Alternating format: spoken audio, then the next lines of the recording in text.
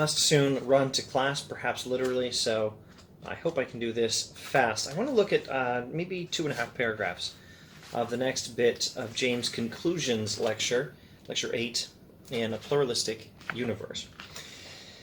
And he's just been talking about religious experience of a particular sort. I don't think he actually uses the word grace, but he probably will in his more detailed investigation of the same sort of thing in the varieties of religious experience. He's talking about the phenomenon where we give up on our own abilities and then experience what appears to be divine help, helping us, some higher mind, some higher consciousness, some higher reality that is personal, coming to our assistance. And it appears in this experience that our minds actually connect with or overlap with this higher mind. Like, God is in us, experiencing the same things. God comes down to us and helps us, or something like that.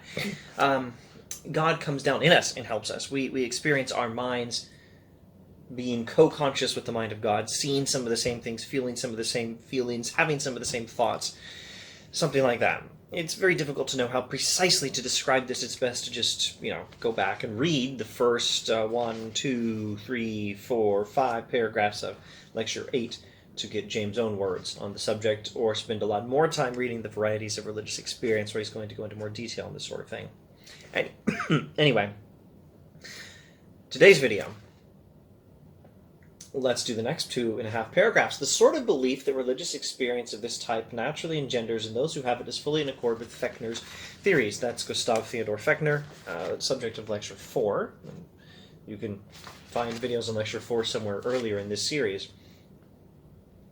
To quote words which I have used elsewhere, I haven't checked, but he's probably referring to the varieties of religious experience.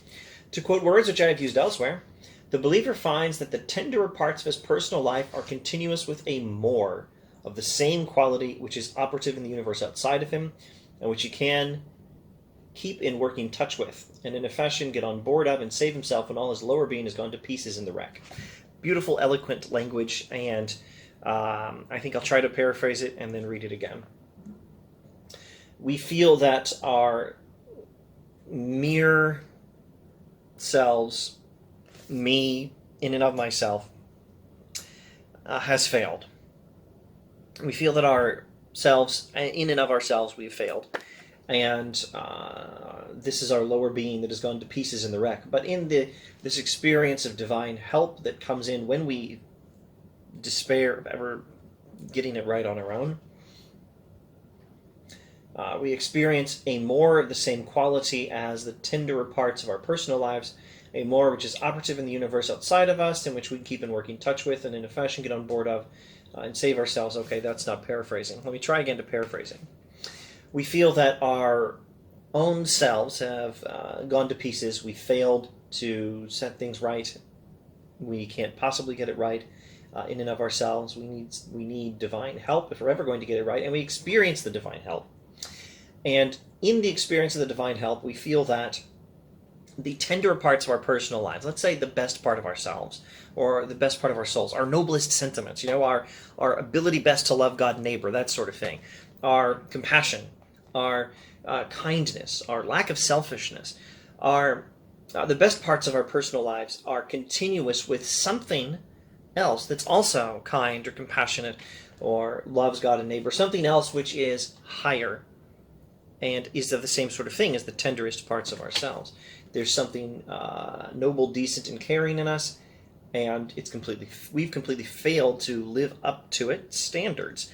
But we experience that there is something of the same sort of life that is acting in the world outside of us and is even more than we have within us, and that we can get in touch with and in some fashion join with to save ourselves.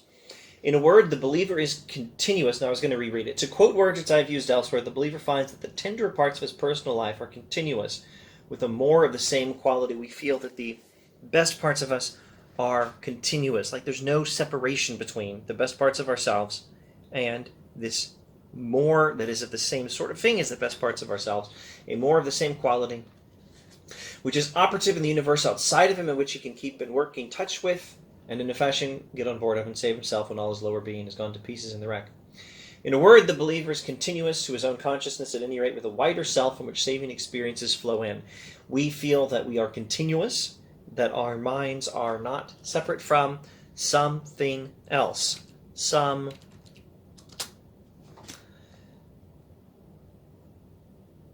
wider self from which saving experiences flow in. Our minds are not disconnected from. Our minds are not even distinct from. There's a continuity between our minds and some wider self, some other mind, from which saving experience flows in. Those who have such experiences distinctly enough and often enough to live in the light of them remain quite unmoved by criticism from whatever quarter it may come, be it academic or scientific, or be it merely the voice of logical common sense. They have had their vision, and they know that is enough, that we inhabit an invisible spiritual environment from which help comes, our soul being mysteriously one with the larger soul whose instruments we are.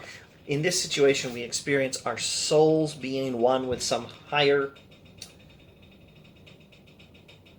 larger soul that makes us his instruments, whose instruments we are, meaning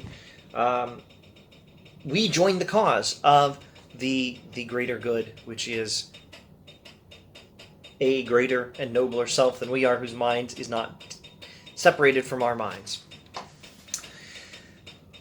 One may therefore plead, I think, that Fechner's ideas are not without direct empirical verification. So in this sort of religious experience, we find an empirical verification of the ideas of Fechner, that there are higher minds that we are continuous with, that we are, using language James described, using my efforts to paraphrase James' language in Lecture 7,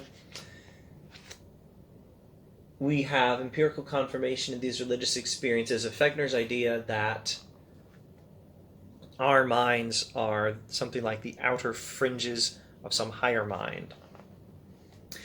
There is at any rate one side of life which would be easily explicable if those ideas were true, but of which there appears no clear explanation so long as we assume either with naturalism that human consciousness is the highest consciousness there is, or with dualistic theism there is a higher mind in the cosmos, but that it is discontinuous with our own.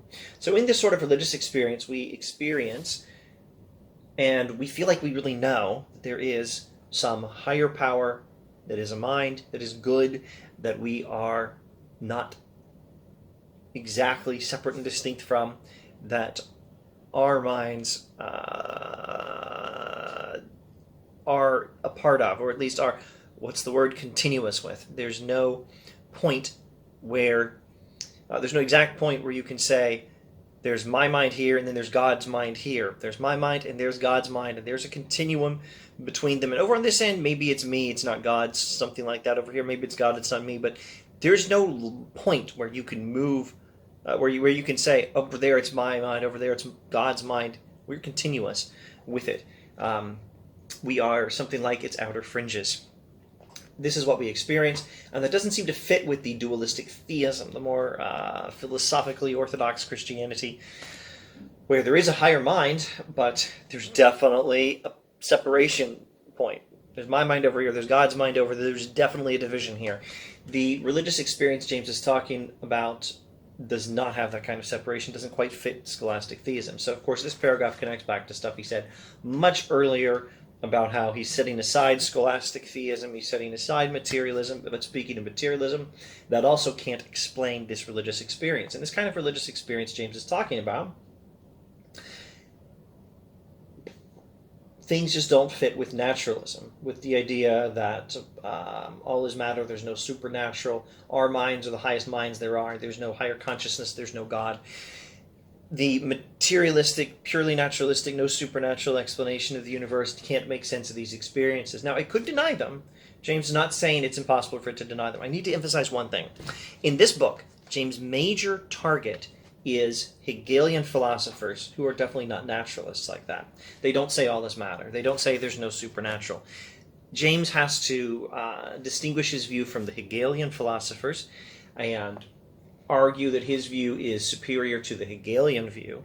He doesn't have to spend as much time arguing that his view is superior to a materialistic view. Those aren't his main target. He's not in dialogue with them. They're not mainly part of the conversation.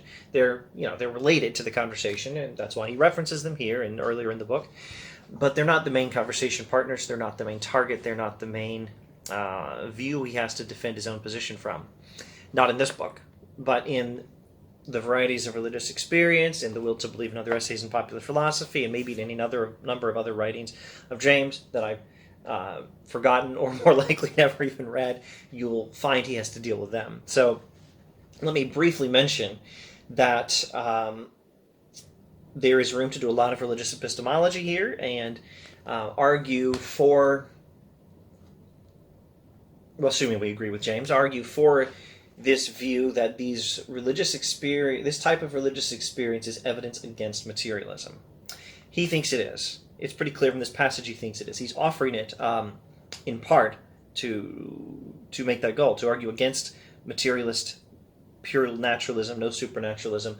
He's giving his description of these religious experiences to argue against naturalism and to argue against dualistic theism, but above all, to argue for a whole lot of Hegelianism, but not for everything in Hegelianism. So, without going into detail on why it's an argument against naturalism, there is room to go into detail, is the point I'm trying to make right now.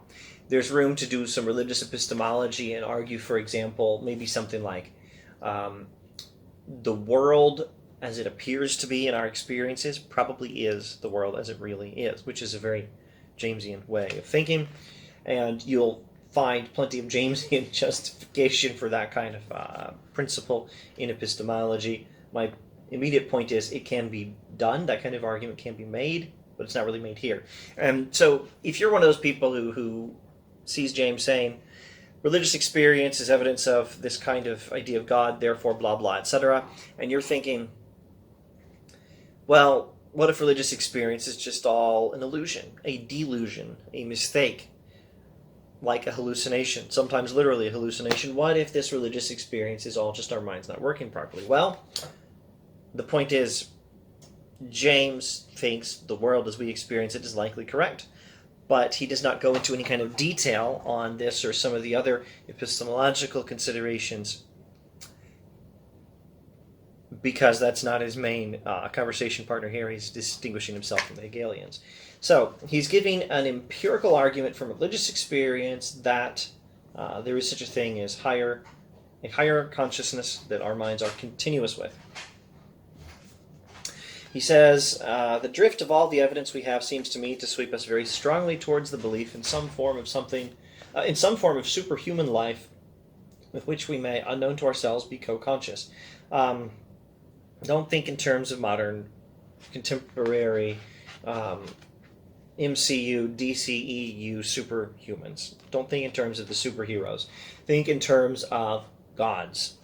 There is the evidence drift. The drift of all the evidence we have seems to me to sweep us very strongly towards the belief in some form of superhuman life. There is some sort of mind or life beyond the human, with which we may, unknown to ourselves, be co-conscious. We are conscious of the same world. We are conscious of the same reality.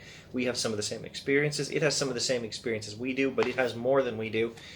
It or he or they. We may be in the universe as dogs and cats are in our libraries, seeing the books and hearing the conversation, but having no inkling of the meaning of it all.